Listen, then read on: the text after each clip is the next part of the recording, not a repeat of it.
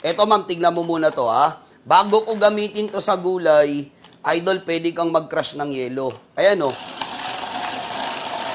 Tingnan mo ma'am. Sir, tingnan mo. Ang galing. Ang galing, di ba? Walang kuryente yan ha. Walang baterya yan, pero nagka-crush ng yelo yan.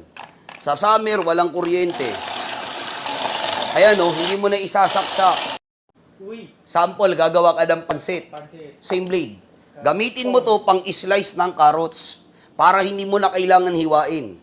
Kasi matagal yan, mabagal. Okay, ma'am, ito yung gagamitin. Pang slice ng carrots. Ayan o, tingnan mo madam.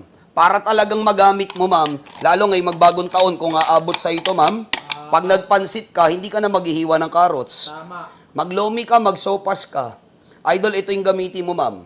Alright? Alright. Ito yung pangsalad mo sa pipino, ma'am. Gagawa ka ng shawarma, ensalada, taco salsa, ken shred, lodi, ma'am, pipino, ng kagaya nito, madam. Ito yung ginagamit natin, ma'am. O, tingnan mo, ma'am. Ang ganda, di ba? Super. Yan yung sinasabi ko, ma'am, na hindi mo na kailangan mag-shred. Ang galing talaga pag may ganyan ka. Kung gagawa ka sample ng suman sa kamote. Kamoting suman, pichi-pichi. Ito yung gamitin mo, madam. Para talagang maganda. Ayan, oh. Ay, wow. Pichi-pichi, nilupak, suman sa kamote, kasaba, magagawa mo talaga yan. Yan yung ginagamit natin, ma'am. Tingnan mo naman yan. Let's say, for example, gagawa ka ng kalabasang okoy. Dito ka na mag-okoy. Ito yung gamitin mo, mamo. Kasi ang balat ng kalabasa matigas. Matigas yan. Pero pag may ganito ka, tingnan mo naman. Saglit lang. Pagka ayaw mong hawakan ng gulay, may safety food pressure. Ikutin mo lang siya like this. Para until the final cut ng kalabasa, idol, pwede mong kunin. Kahit matigas yung balat niya. Hiwalay ang balat ng kalabasa sa laman. O lagyan ng itlog, timplahan ng asin harina, paminta, may budget hipon, balibag sa kumukulong mantika, okoy. Sa kalabasa, madam, ang galing. Tingnan nyo to, ma'am. Wow, nice. Ay, wow. Tingnan mo naman yung patatas. Galing. Napakaganda naman ito, ma'am. Pwede po yan sa saging, kamote, o yung mga pang chips, ma'am.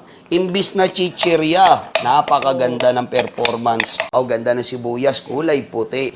Masarap to pang pork steak, beef steak, partner, dinakdakan, shawarma. Saktong-sakto naman talaga yan, ma'am.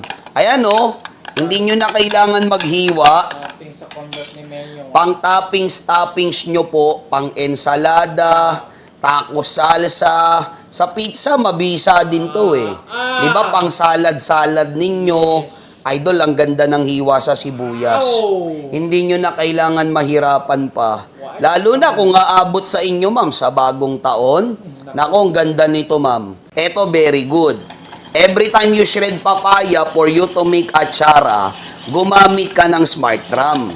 Just like this. Para iniikot-ikot mo na lang. Baliktarin ko lang ha. O una, safe na. At the same time, perfect result tayo sa papaya. Kagaya nito, Lodi.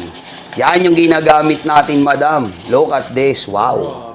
Nice. Hiwalay ang balat sa laman. Ganyang kaganda yan. Yung ginagamit natin, madam. Ayan o, tignan mo.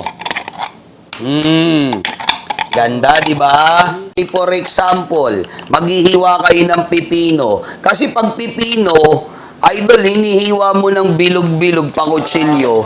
Matagal yun.